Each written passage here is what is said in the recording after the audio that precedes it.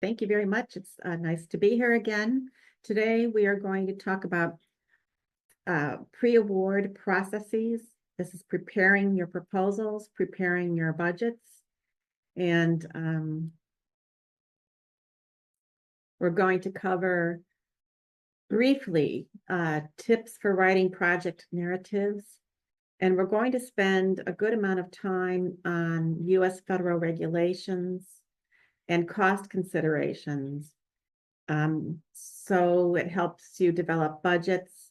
It helps you understand allowable costs, how to budget for an entire project period, working on a budget justification. And then I'm going to talk to you about the proposal review process that many universities do before a proposal is submitted to a sponsor. And of course, deadlines, just make sure you always meet your deadlines. So starting with the tips for writing the narrative, this is was suggested by the National Institutes of Health, NIH. Start early, not allow enough time for the writing and revisions to occur.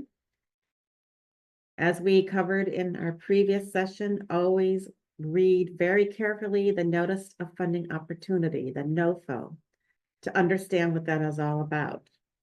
Plan and do research, identify key personnel, and collaborate with these individuals and make sure that you define their roles and what their expected contributions to the project will be.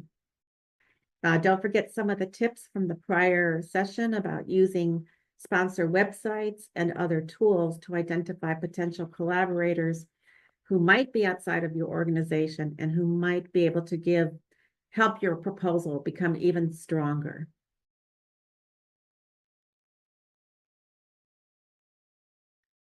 When you are writing the technical portions, the scientific portions of the proposal, you make sure that you use clear and concise language. And here are some of my translations from ChatGPT, and I hope that they work.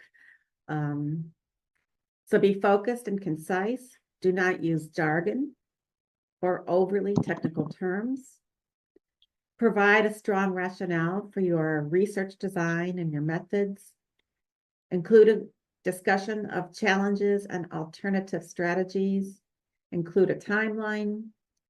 And understand the purpose of each section. That means, you know you're going to get instructions from the application guides. Make sure that you use the resources. And I've given you the website here where it will walk you through what do you put in significance, what do you put in innovation, what do you put into your approach, all of those application sections that are critical to having to meeting the requirements and making sure they're well written.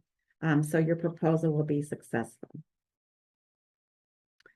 Those of us in the administration who help faculty or help investigators, we also need to make sure that we follow the instructions, even though we might not be writing the technical portion or the scientific portion of a proposal. We need to know what the instructions say. We need to know what the Notice of Funding Opportunity says. We need to make sure that we are paying attention to the page limitations, the margins, the paper size, the type size, the font, all of that. Also very, very important is to cite the work of others as appropriate. This is a problem here all over the world, actually, where finding that citations are not appropriate and many publications are being retracted because of improper citations. So this is very, very critical to making sure that that does not happen either at the proposal stage or resulting publications from the research. Proofread, corrigir, and revisar. Always proofread and make sure that you have enough time and get opinions from other people to look at your proposal if you can, to make sure that it's the best writing and makes sense, that it's concise, and that it will be something that is easy for reviewers to understand and evaluate. Here are some resources for grant writing tips. The NIH site, I'd like to turn to NIH site, even if you're not applying to NIH. NIH always has good advice for any kind of proposal because they are just organized very well, and you can adopt a lot of their helpful information for proposals to any kind of agency. And then grants.gov also has some grant writing basics that are available to you. Okay, next I want to turn to developing budgets, and we're going to spend a lot of time on this because there are a lot of fundamental, important fundamental information that you need to know as administrators and financial oversight people about all of the regulations that pertain to budgeting and costs when it involves a grant from a U.S. federal sponsor. So first, I want to talk to you about 2 CFR Part 200, the Uniform Guidance. I'm going to refer to this as UG throughout this presentation. But this is the best source of information. It is the Bible that is used by grantee institutions. It's also used by federal agencies. It is government-wide. It was developed by the Office of Management and Budget. We refer to that as OMB. And so when you're reading these materials, you will encounter some of these acronyms. OMB is an office that reports directly to the President of the United States. This document that contains all of these regulations, again, it's referred to 2 CFR Part 200. The full title is Uniform Administrative Requirements, Cost Principles, and Audit Requirements for Federal Awards. By the way, this reference, CFR, refers to the Code of Federal Regulations, and that is a massive body of regulations from every agency, from every law, from every kind of policies and procedures that are set forth by the federal government.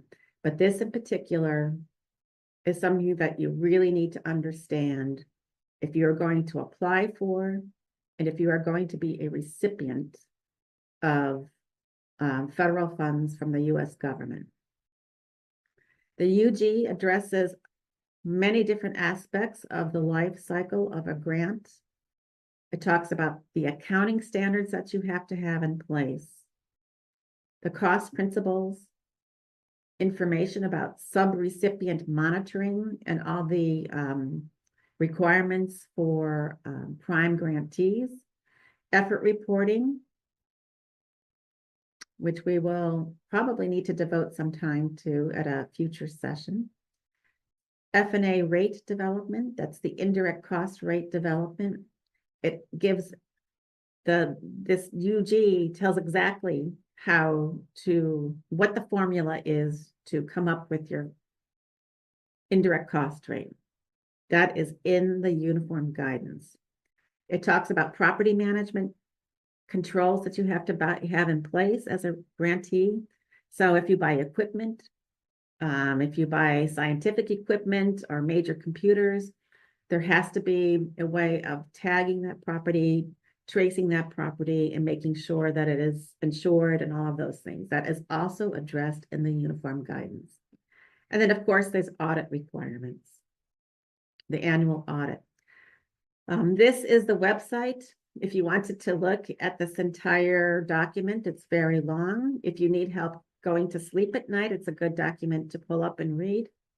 But it is something that we use all the time in our office and across at similar offices across the country here.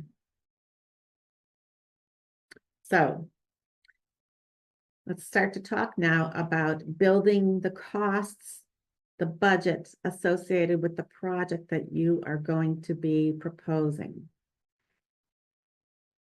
Budgets that you develop have to comply with the cost principles in the Uniform Guidance, the UG, and other sponsor requirements and policies. So you need to understand the Uniform Guidance, and then you also need to understand, for example, how NIH sets up their regulations, or the National Science Foundation, or the Defense Department, anytime that they are going to be granting money to recipients, they have to follow the Uniform Guidance, and they may interpret the Uniform Guidance as well. So you need to be familiar with both. The basic fundamental information about costs associated with a sponsored project. They have to be allowable. Allowable means that the costs are permitted on federal grants, and we'll talk about what is allowable in a moment. And we'll also talk about what is unallowable on grants. Allocable means that the costs that you are budgeting can be identified with a specific project. And so if you get that award, you can charge that cost. So you might buy a piece of equipment on one grant, but it has nothing to do with another grant that you might have. You cannot charge it to a grant you cannot charge the cost of that equipment to a grant that has nothing to do with the research project from which you're buying the grant. So you have to, that's what allocable means. You have to be specific. It has to be absolutely related to the project that is being funded. That's a very critical test. The third test is being reasonable. You're going to encounter times when you don't know what to do and how to handle a certain type of cost. So you need to apply prudence. You need to apply good judgment and common sense to determine whether or not that is something that could be charged, either budgeted or charged to a grant. And then the cost has to be necessary. That means that the costs have to be budgeted, they have to be charged to a grant, or else the project cannot proceed. So these are really, really important 4 elements that you need to understand if you are doing business with U.S. federal grants.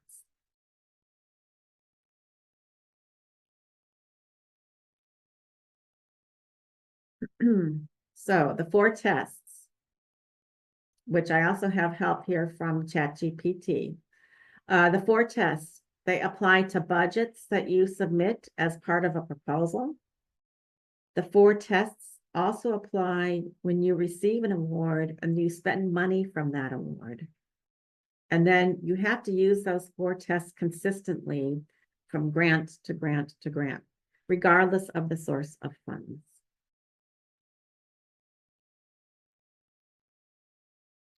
So we need to now get started on building a budget. We talked a little bit about this in Module 1. We already know that you have to review that NOFO. Make sure that you're looking, when you're developing a budget, you want to look for criteria in the NOFO. For example, is there a limitation on funds? Does your grant budget, can your grant budget exceed $250,000 per year, or does it have to stay within that limit? And you also want to look on the number of years of support for that particular NOFO. As administrators helping the faculty or helping your investigators, you want to work with them to identify all the costs that are necessary and reasonable to complete the work described in the proposal. Here is a snip from the NIH, one of the NIH NOFOs, and you can see that a couple of things here.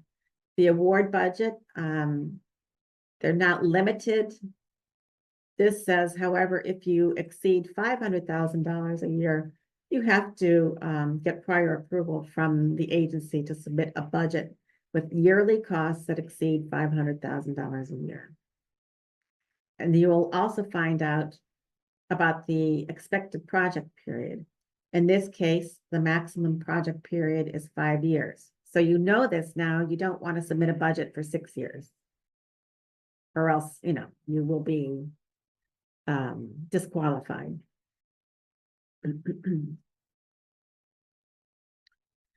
Again, you're going to be working with your faculty member or your investigator because the costs should align with the aims and methods that are being described in the investigator's proposal.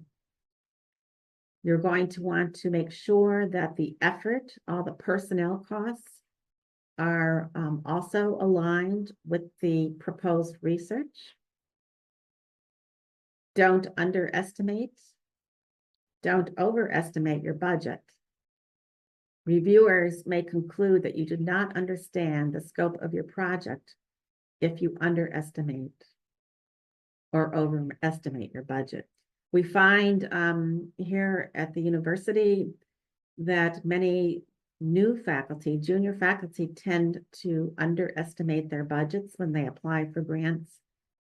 And then they end up not being able to do what they wanted. They think since they are new or junior that their projects should be modest and not be too expensive. Sometimes that works against them if they get the award and then they try to actually proceed. They do not have enough money. Really, really important just to make sure that the money that you are budgeting, again, aligns with the aims and methods. You're going to have an opportunity to explain the budget in the budget justification and give a lot of details and why you are asking for those budget items, especially anything that is unusual.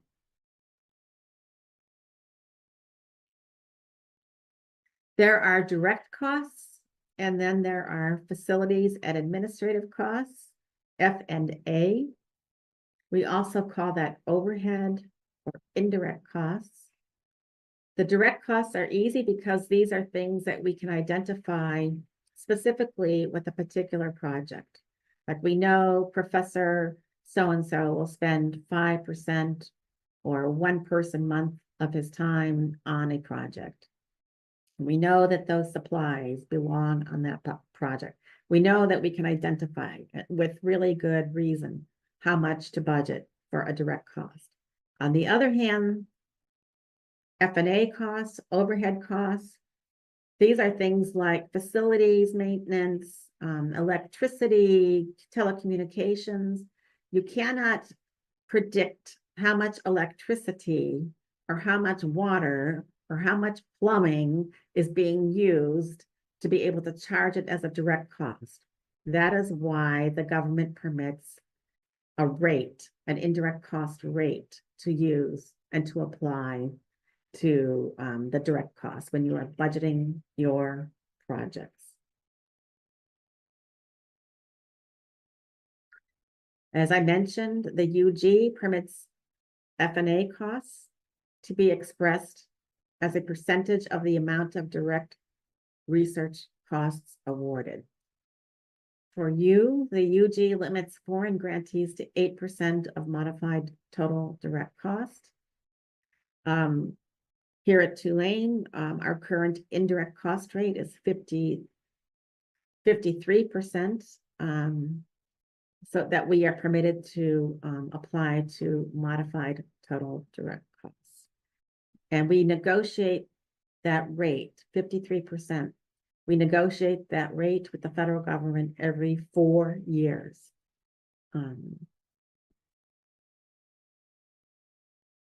So next, I want to spend some time about preparing a detailed budget for the SF 424, the R&R budget form,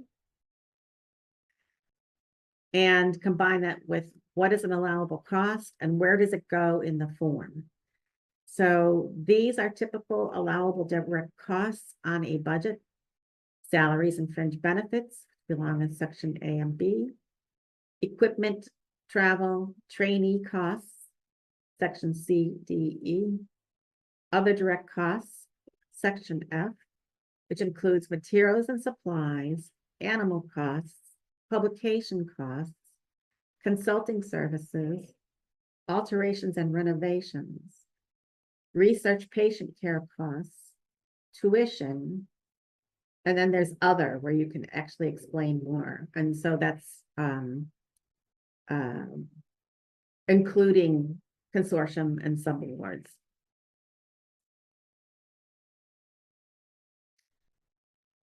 Looking at the personnel section, all personnel who dedicate effort, that means dedicating an amount of time to the project, should be listed on the budget with their base salary and effort, even if they are not requesting salary support. The budget for the total effort that will be needed to perform the project. You need to budget for the total effort that will be needed unless otherwise directed by the sponsor. Sometimes you will have a sponsor that will say that the project director or principal investigator effort is limited to 10% per year. Or the postdoc, this will only support 50% of a postdoctoral researcher. So you have to make sure you're going to find that kind of information out in any kind of NOFO or other kind of funding opportunity announcement.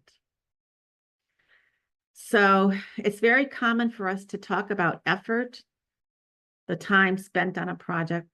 We tend to talk about it here in the US as the percent of effort, a percentage, but it has to be converted to person months.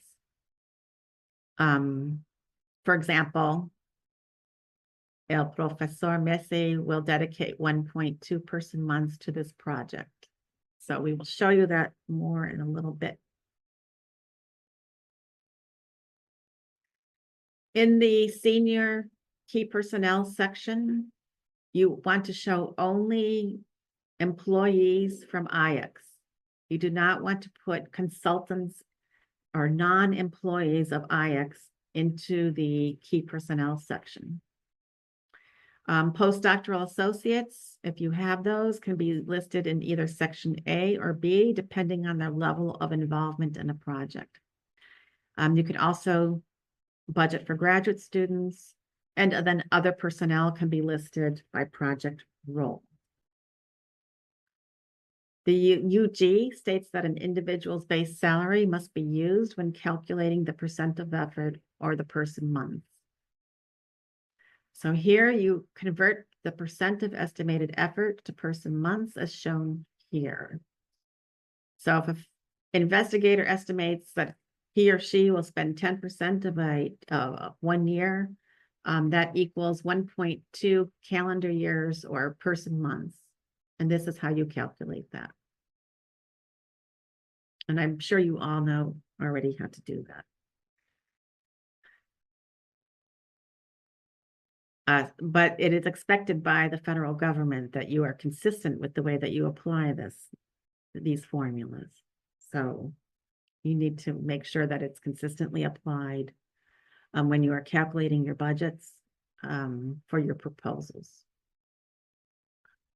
If you have any questions about understanding person months and what they are about and how you calculate it, this is a really good resource on the NIH website.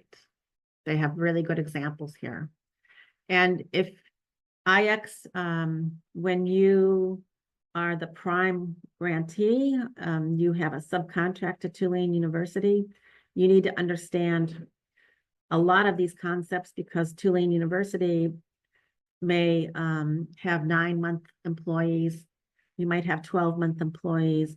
These are the kinds you need to understand, even if you don't have those variances in the types of appointments that a university might have, because you're going to oversee a budget of a subrecipient. Which brings me to graduate students. if you, for example, again, if IX is the lead grantee institution and you have a subcontract to a university in the United States, we are going to be budgeting graduate students on an NIH grant up to $61,000 per year. I don't see that commonly, but this is the regulation that NIH has about the compensation for a graduate student. Other federal sponsors and other types of sponsors that are non-federal, you might see graduate students' stipends level, the stipend level set by their own policies or the established practices at the grantee organization. So you might, again, IX, if you are applying to the National Science Foundation and you have a subcontract from Tulane University, you're going to see graduate student levels that are typically paid at the university. It is very unusual to budget or to charge clerical salaries on federal grants. If it is absolutely necessary, that clerical salaries have to meet these actual 4 conditions in order to be allowable. The administrative or clerical services have to be integral to a project or activity. They have to be specifically identified with the project. The costs have to be included in the budget and have the prior written approval of the federal awarding agency. And you can't charge or budget clerical services and then try to recover it as an indirect cost. I don't know if this is common with you, but again, you will be receiving funds that include subcontracts that might be to U.S. institutions. You need to make sure that you understand if they include secretarial or administrative charges on the grant. You need to understand why they are doing it, and they have to meet these 4 criteria.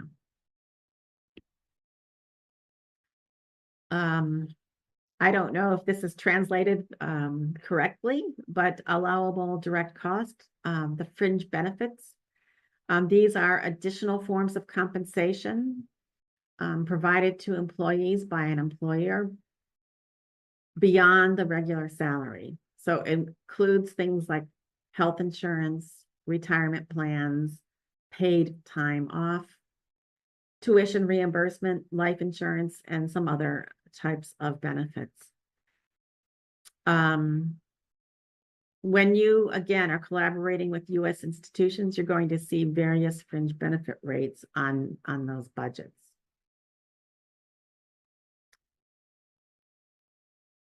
They can be, fringe benefits are expressed as a percentage of the salary that is going to be budgeted or charged to a grant. For example, Professor DiMaria will spend 50% of his time on a project that will be funded by NIH. His total annual salary is $100,000. The grantee's approved fringe benefit rate is 21.7%. So he's going to be at 50%. So his salary budgeted on the grant will be $50,000. The fringe benefits for him, calculated at 21.7%, is $10,850. So the total that you are requesting for Professor DiMaria will be $60,850. This is the section of the R&R budget that reflects the base salary, the number of person months or calendar months in this case,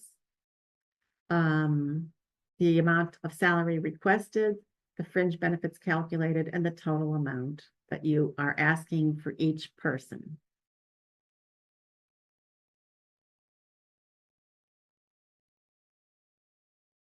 The next allowable cost item is equipment. That is defined also by the UG.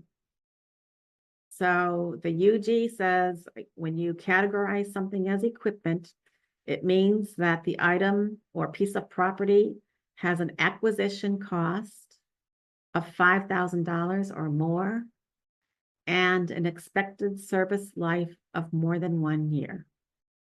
And as you know, F&A costs, indirect costs, are not applied to equipment when you calculate your budget. And also, if you have an award and you buy a piece of equipment, your accounting should not apply indirect costs if you actually make a purchase from an existing award. Travel costs appear in section C and D of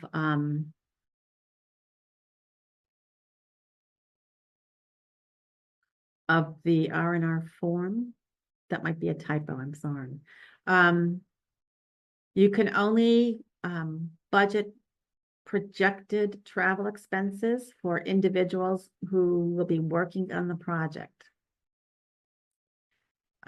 These are the sources that will help you develop the travel lines.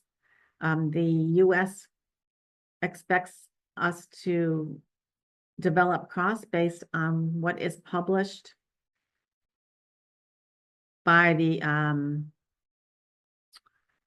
General Services Administration, and it talks about the per diem rates that you can pay off of a grant. So that's a good management tool. It's a good budgeting tool for you to use. And then for foreign travel, the per diem rates are maintained by the U.S. Department of State. And this is the website where if you are including any foreign travel, that you could use to budget. And also, if you receive an award, you're going to want to pay attention to what the per diem rates are for reimbursements off of awards.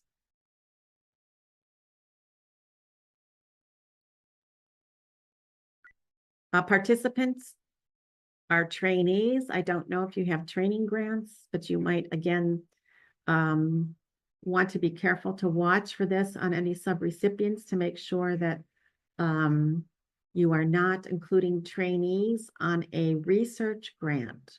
Trainees are only allowed to be budgeted on training grants, not research grants. So I want you to be aware of this. If you collaborate again with any U.S. institution to make sure that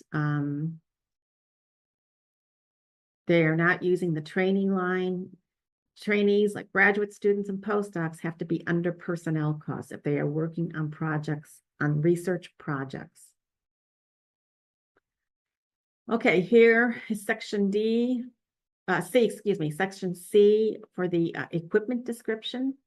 And here we have an example of a freezer for $5,500. And the travel is under section D.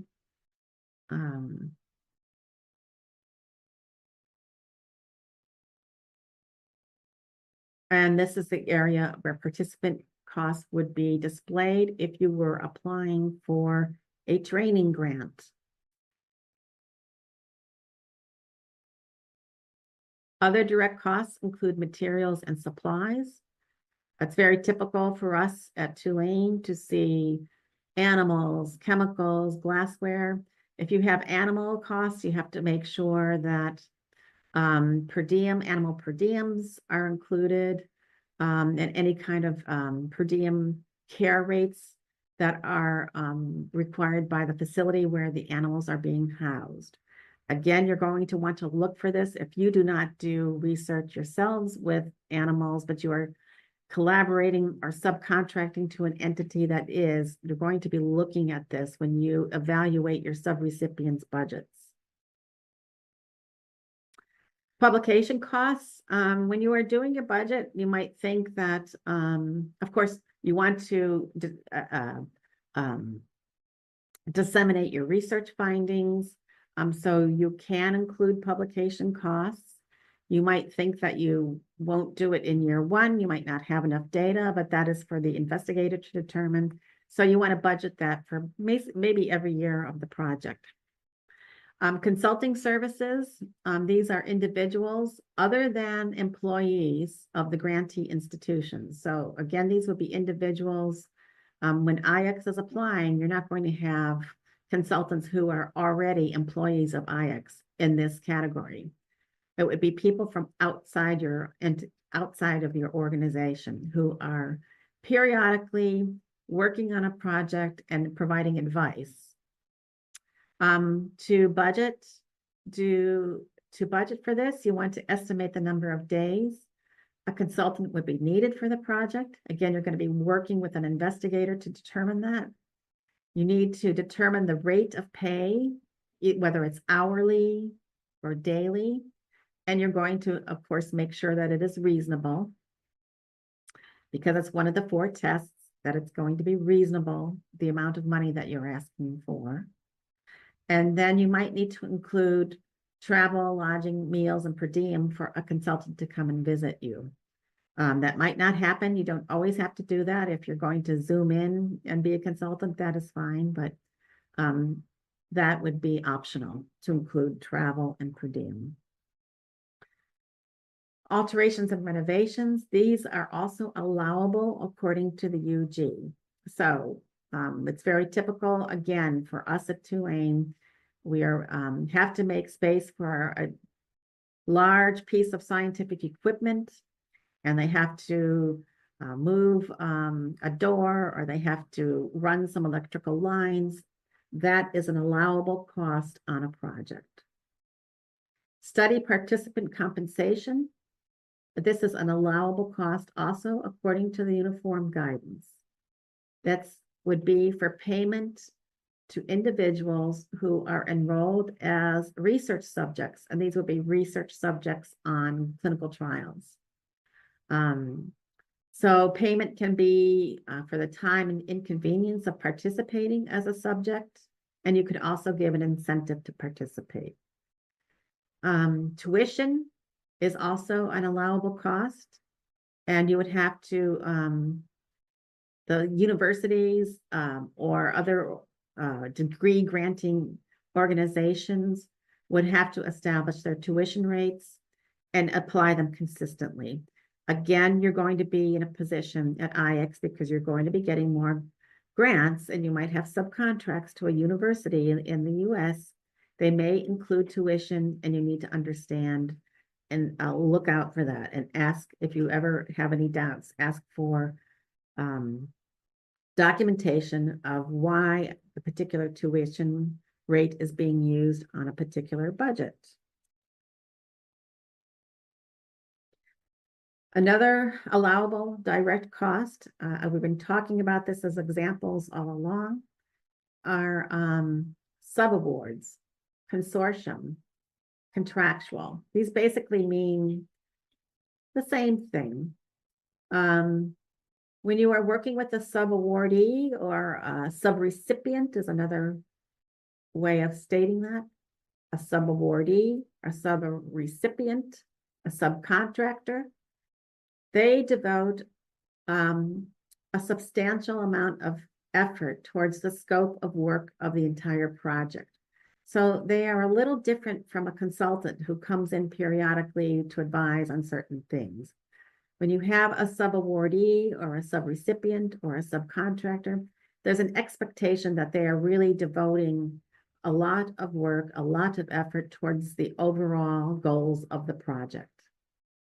When you are developing a budget for a subawardee, they have to also provide their own budget, their own scope of work, and any other information required by you as the prime applicant or the prime grantee, or by the sponsor, or by the agency or the sponsor who is that you are applying to.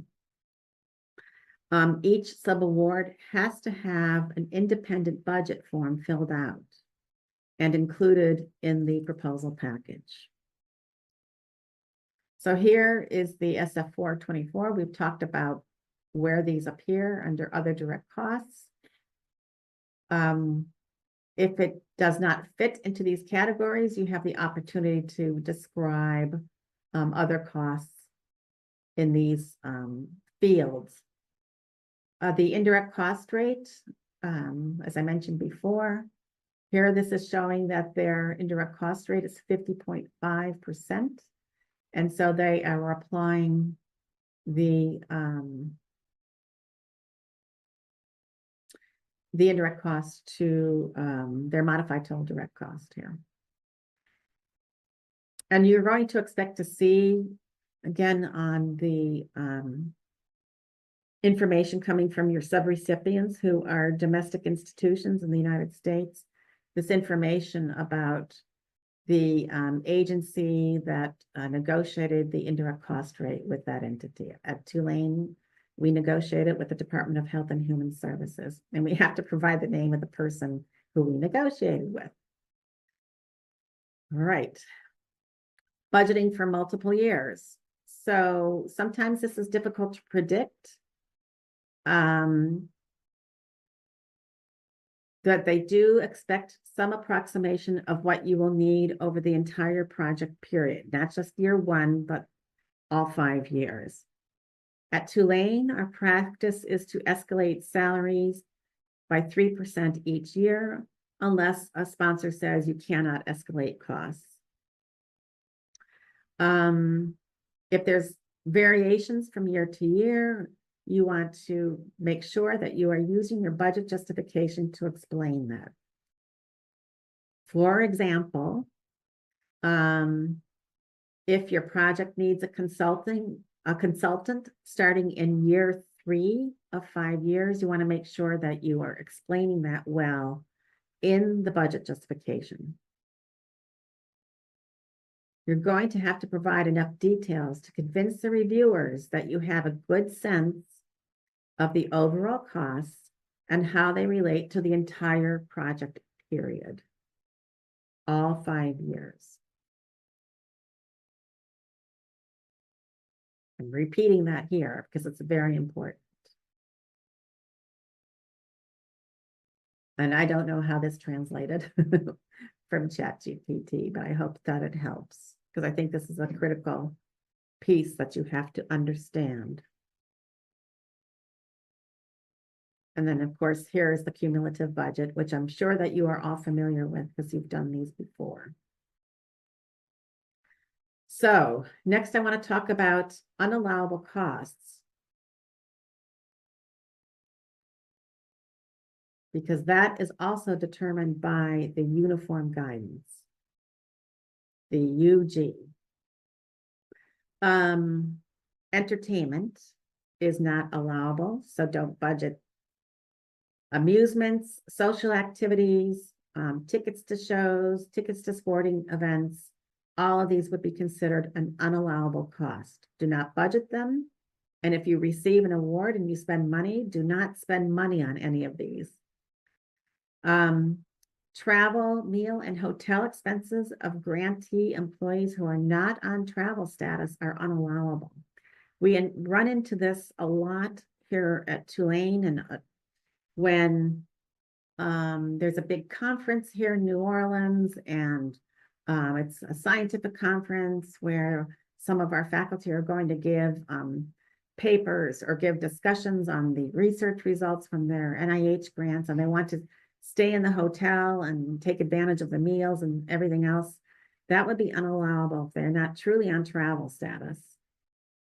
So that is a very important, you have to be very careful about traveling, about charging travel expenses for people who are employed at IX and who are still in Buenos Aires. You should not be charging any of these costs to any kind of federal grant. Individual memberships are not permitted. First class airfare is not permitted. Trainee costs on research grants, I mentioned that before. Trainee costs can only go on training grants. They cannot go on research grants. Alcoholic beverages, no funds can be spent on alcoholic beverages. And ChatGPT helped me set up this example. do not charge Malbec to any of your grants, and do not budget for Malbec on any of your grants. I would if I could. There are exceptions for entertainment. NIH. Remember, I told you NIH has to obey what is stated in the uniform guidance, but they can make exceptions. Any grantor agency can make exceptions. In this case, NIH says that the costs of entertainment that have a programmatic purpose are allowable if they are authorized by NIH. The same thing with alcohol. NIH says it's unallowable as an entertainment, but it would be allowable to put on a grant, to budget for, or to charge to a grant, if it is within the scope of the approved research project. And that makes sense because there's a lot of research on alcoholism and things like that. So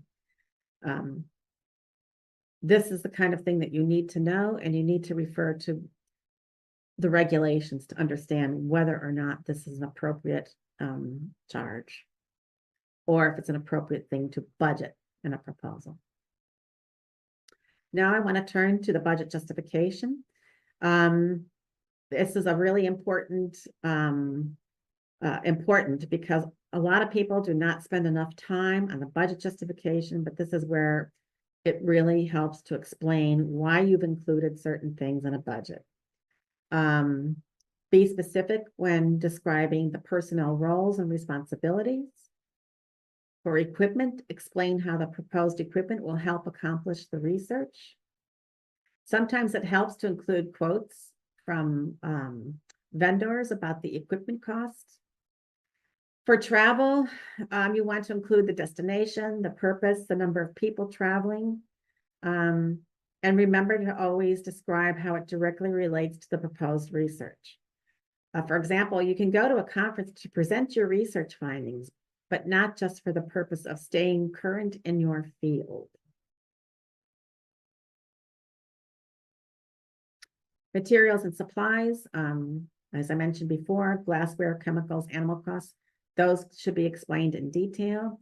Animal costs should also be explained in detail, and you're going to see some of these things in detail if you do not do animal research at IX. I don't think you do, but you might, as I said before, you might receive, you might be working with another institution where animal research is taking place. You're going to want to make sure that they are providing a really good justification for the costs of the animals and why they are needed.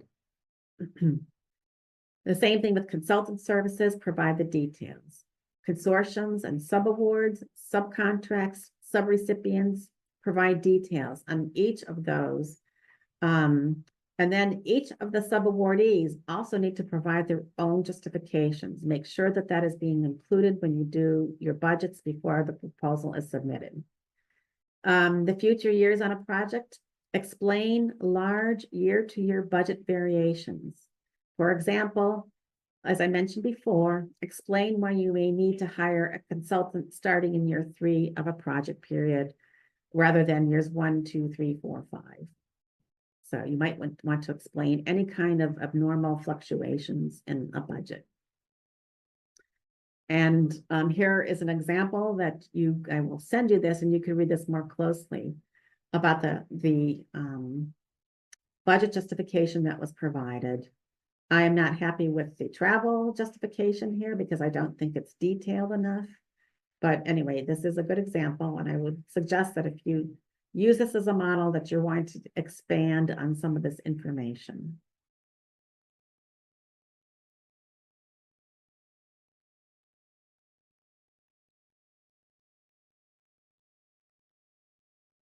And here we're explaining how we apply the indirect cost rate to the modified total direct cost. Thank you. Buenos dias a todos. Today we're going to continue with the pre-award process that I started a couple of weeks ago. We're going to cover, excuse me.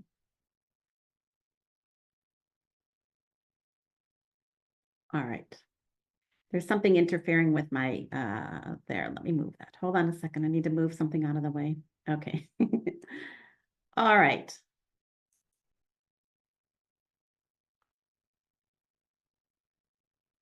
So today we're going to cover, for the first part, the proposal review processes before you submit the proposal.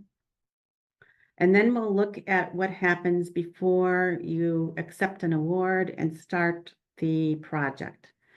That will cover just-in-time information, including other support, the award review, negotiation, and acceptance, and the types of awards that you see from the U.S. federal government.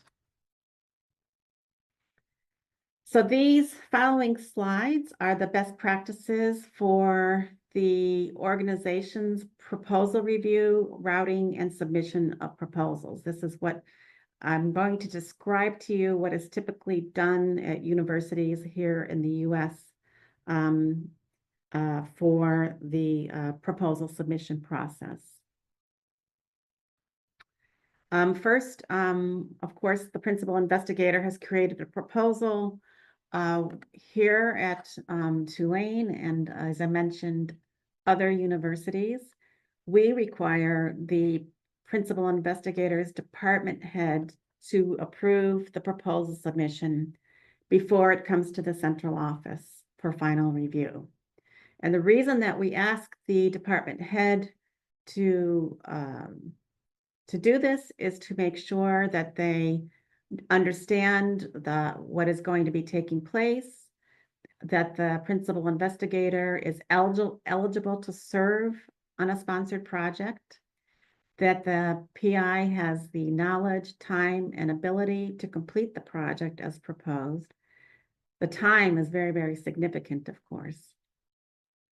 And also, you know, when you're writing your proposals and you're talking about the facilities that are available, we're hoping here at the university that the department head is reviewing that to make sure that this is appropriate for the project. We also expect that the department head, by signing off on the proposal, that they have reviewed the project budget, that if there's any cost matching or cost sharing, that they are going to back that up and back up those commitments if the proposal is selected for award. We also expect by signing the proposal that the department head will take responsibilities for overspending on any kind of grant account, especially in circumstances where the sponsor does not provide a reimbursement to us because we have not performed according to the wishes of the sponsor. That's happened a couple of times to us. Also, again, the department head is looking at what space is going to be allocated for a project, that they agree with the commitment of time that the principal investigator is proposing. This is especially important for us at a university to make sure that there is no interference with their ability to teach their courses. And finally, if there are undergraduate students or graduate students who are involved in the proposal or the proposed project, we expect the department head to make sure that the involvement in the project will not interfere with the student's education or their own research that they need to do if they are working on their dissertation.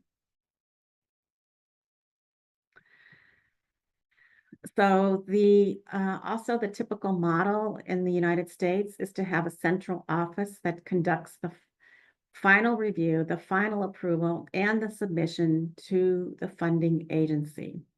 So this is what happens when a proposal reaches my office.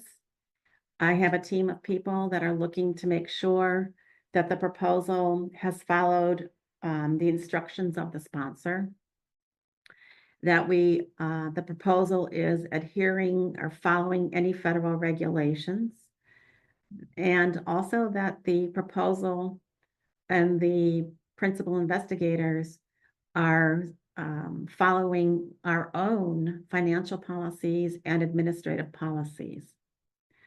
This includes the requirements that must take place prior to proposal submission on NIH for NIH grants. It includes the check of conflict of interest disclosures that are required. And we are making sure that any subawards that are listed on a proposal, we have to ensure that the subawards have their own conflict of interest policy that is consistent with NIH's regulation, or they have to use our own policy. So it's very, very complicated at this stage. If you have questions about any of the financial conflicts of interest regulations at NIH, this is the website for that information. But it's very critical to understand that, and it's very critical to follow those regulations. If we find that the proposal, that the faculty members have not done their conflict of interest disclosure, we are delaying the submission. There's also a set of certifications that the PI has to do. And if that is not completed, we will not submit a proposal. And also we would expect, as I mentioned in the previous slides, here at Tulane, the department head has to provide approvals for the proposal. If these two things are not satisfied, we are also delaying the submission. We recommend that you establish a policy that that proposals have to be submitted at least 48 hours before a sponsor deadline. We try to do this at Tulane. We have really difficult time enforcing that policy, but we know that there are other universities around the country that have a very strict policy, and if their investigators do not meet that internal deadline, they their proposals will not be submitted by the central office. We just have a hard time sticking to that. So if you can do that at IX, I recommend it, because it's really, really important to be able to have time to fix things in a proposal before the actual sponsor deadline. We actually had an incident yesterday that came out with a faculty member who is always late, very late, 5 o'clock, late submitting a proposal to NIH on the very final day. And yesterday we received notice that he forgot to check a box on the face page that said that he had a foreign component. It was obvious in the proposal that he had a foreign performance site in England, and he also obviously included the University of Cambridge in the proposal, but because he did not check that box on the first page, NIH said that they would not review that proposal. So he has to wait for another cycle to submit. And they reminded him that he's got, if he would do this on a timely basis, he would have 2 days to review to make sure that those kinds of things are caught. So I just wanted to tell you that this happens with frequency here when we have late submissions. So I recommend that you really, really try to have a policy in place so you do not have to deal with those kinds of mistakes that will throw out your proposal and it will not be considered.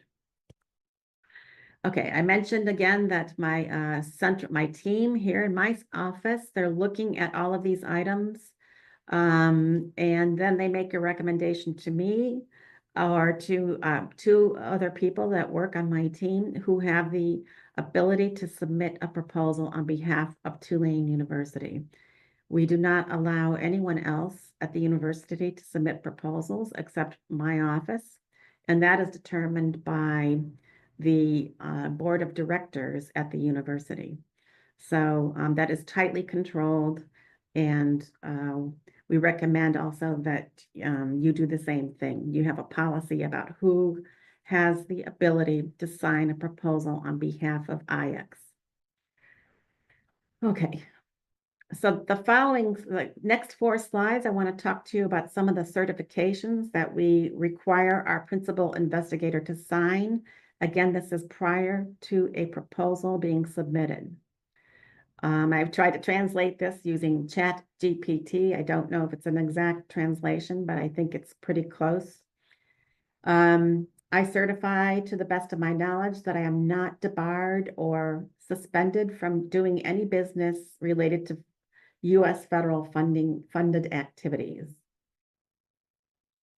There's more to that, but that has to be, that is definitely one of the certifications that you have to maintain for each investigator and co-investigator. I agree to accept responsibility for the scientific, fiscal, and ethical conduct of the project. And also that I agree to any terms and conditions of an award. And we elaborated on this and included that the faculty member understands that they have to abide by university policy, local, state, and federal policies and laws. I certify that the statements herein are true, complete, and accurate. I certify that any false, fictitious, or fraudulent statements or claims made in support of this proposal may subject me to criminal, civil, or administrative penalties. And finally, because there are so many restrictions right now and so much attention paid by the federal agencies on conflicts of interest, we include a certification for the principal investigator and any co-investigator that they will abide by Tulane's policy on conflicts of commitment and interest, and all of that that entails. It also requires the PI to acknowledge if there are subrecipients that he or she will also ensure that conflict of interest policies and procedures are being followed. So the certifications shown on the previous 4 slides, we collect them electronically now because we have an electronic proposal routing system.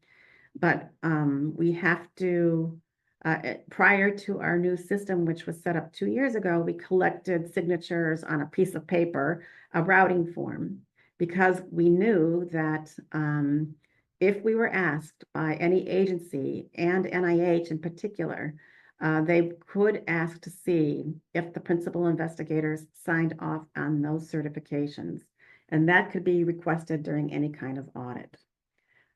So we at Tulane, for many, many years, we used this proposal routing form. This is where the certifications are at the bottom, and the principal investigator signatures, co-investigators and department heads would sign off. But this also, just for your information, is where we collected all kinds of data on on each proposal submission that went from the university. The PI name, their department, the cost, the agency, the deadline, whether or not they used animals, human subjects, the primate center. Also, we looked at the different areas of interest. These are the focus areas or the areas of research at Tulane that we are have a lot of strengths in, and we track that for the university. So we would take all of this information and we would enter it into a database so we could report all of that. So we use the form for both data collection and to capture the signatures from the principal investigator on these for these certifications. So, all right, so now you have submitted your proposal. It's routed, it's been reviewed by your central office. It's signed by an official of the university who has the authority to sign a proposal.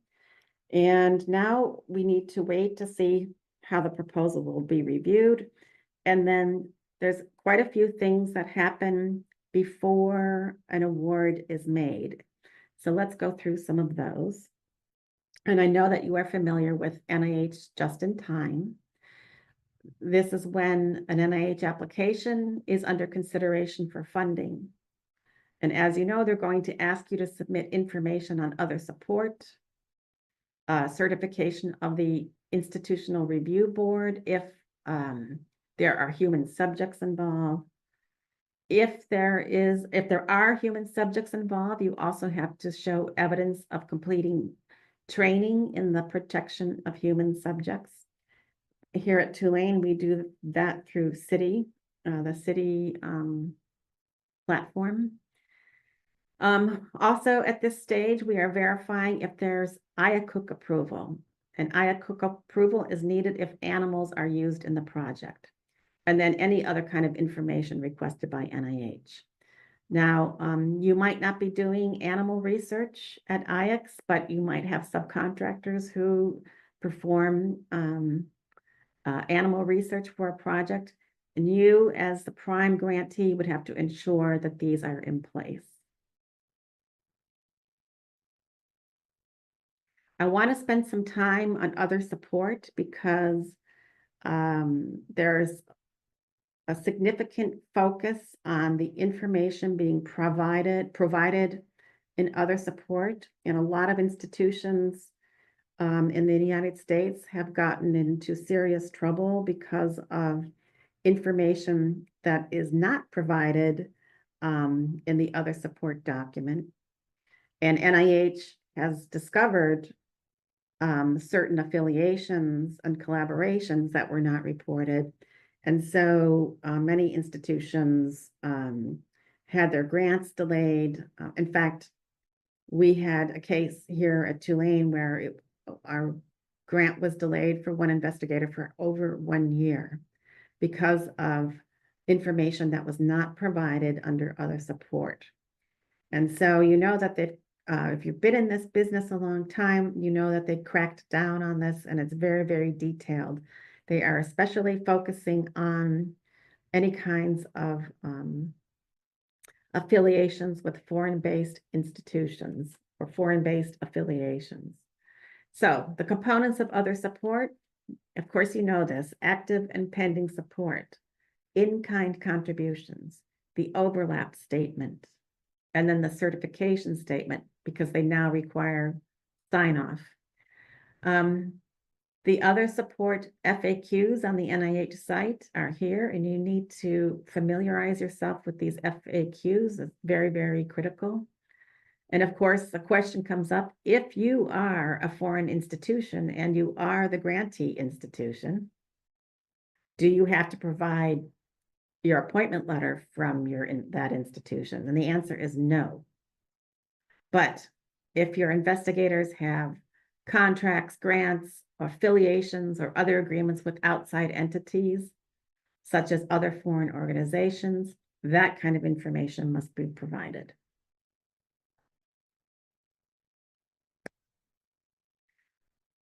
So what does it mean to be compliant with the NIH other support policy? It means you're completing all of the sections that I just mentioned: the active and pending support, the in-kind contributions, the overlap statement, the certification statement. You're disclosing all active and pending information, whether or not they have a monetary value, and even if they are not based at the investigator's primary place of employment.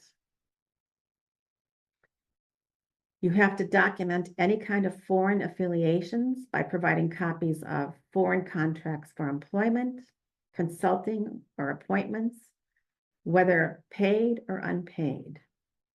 And you also have to provide copies of grants or contracts from foreign entities available as a result of such secondary employment or appointments.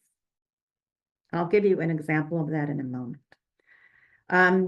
Documents that are in another language have to be translated into English. And of course, the overlap is not new. Oops. The overlap is not new. This has been a requirement for many years about discussing the overlap of the proposed research with anything else that is going on, any other kind of pending or active projects that of the investigators. And you are ensuring that the investigators are signing the certification. And then, of course, it has to be converted to PDF format. This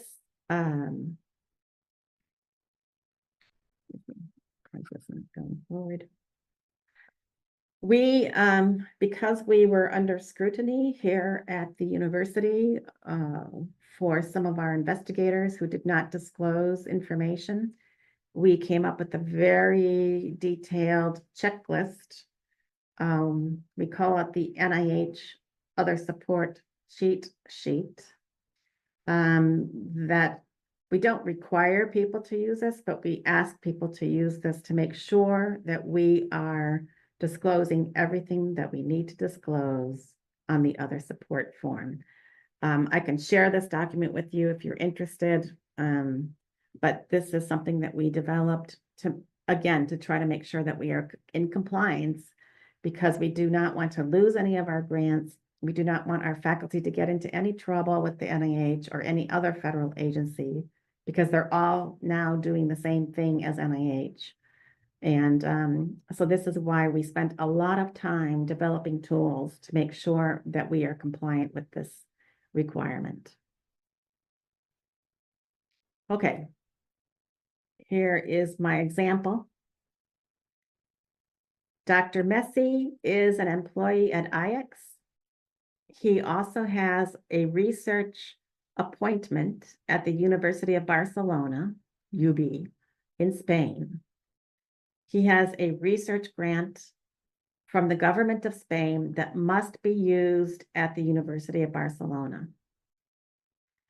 Dr. Cristiano Ronaldo at the University of Barcelona pays for a postdoc to work on Dr. Messi's research there. So in this description, the other support must disclose to NIH that Dr. Messi has an appointment at the University of Barcelona. You have to provide the appointment letter. It has to be translated to English.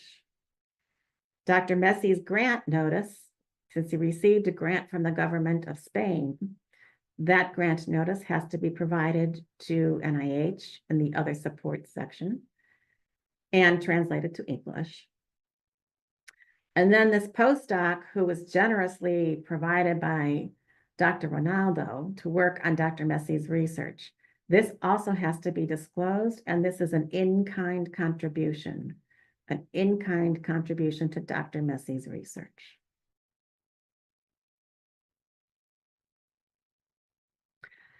So, other sponsor requests prior to an award. So we've covered what NIH does in particular, as obviously you've seen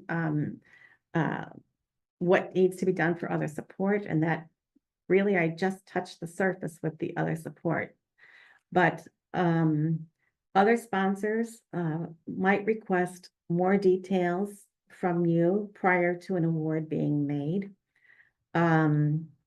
That could be documentation on salaries. That could be documentation on supplies and equipment.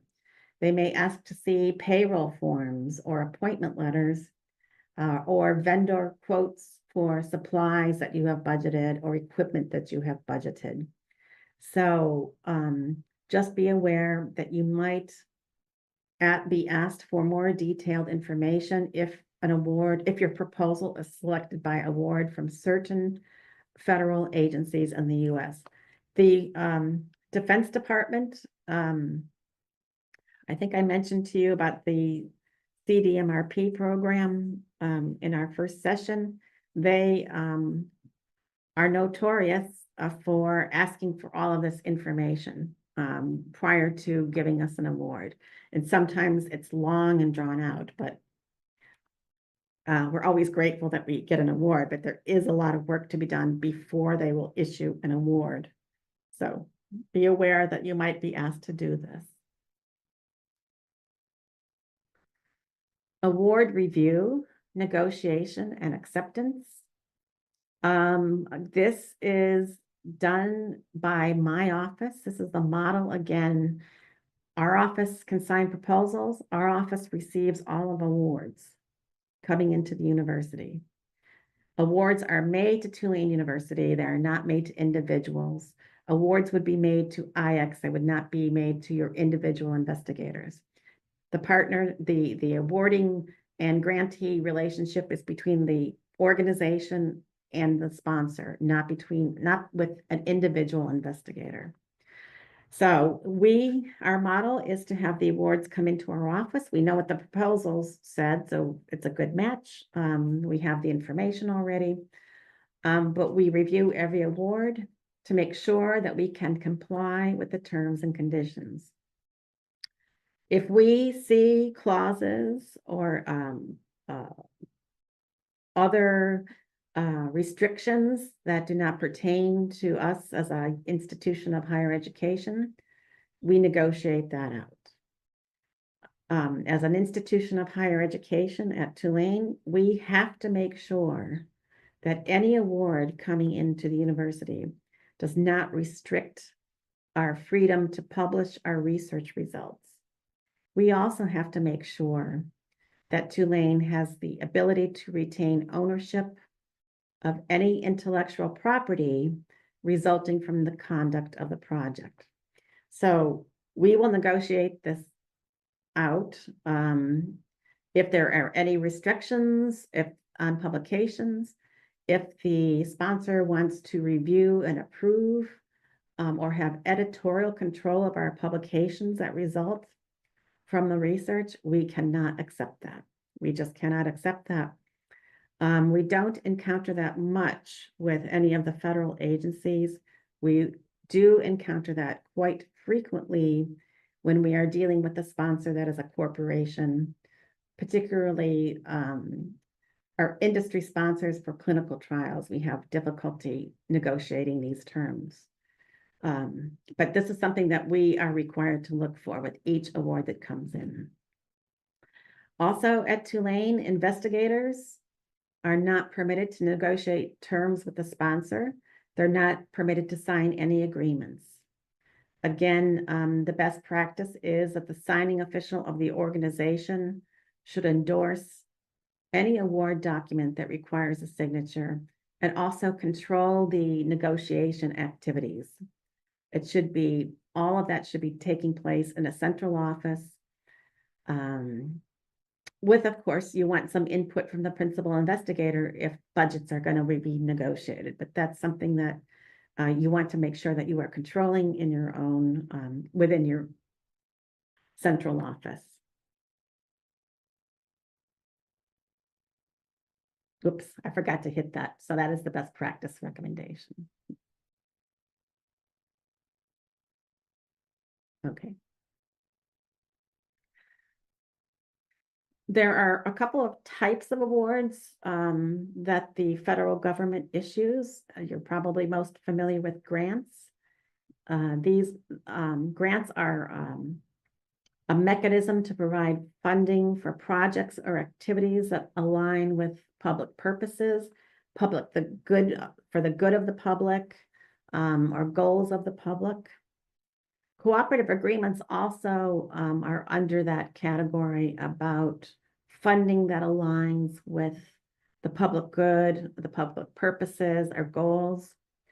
However, with a cooperative agreement, the agency has substantial involvement with the grantee in the conduct of the project. So we see this quite a bit here at Tulane, where especially where we might have a federally sponsored clinical trial where there's a lot of involvement with NIH, meeting more frequently with the PIs, deciding on the directions of some of the research, all of that. There is a heavy involvement with the sponsor and the grantee when there is a cooperative agreement. So a contract, however, this is when the federal government needs to acquire services, they need to acquire goods, and it is for their own benefit or use. When Tulane receives contracts, and we do have some federal contracts with NIH to do actually research services for NIH. This is another area that I mentioned earlier, the kinds of terms and conditions that come with the contract. We are looking at that very closely in our office to make sure that the government is providing the correct terms and conditions for an institution of higher education. If they do not, we negotiate with the federal government to make sure that the appropriate terms and conditions for universities are in place in the agreement in the contract. And we have to do that before we sign the contract.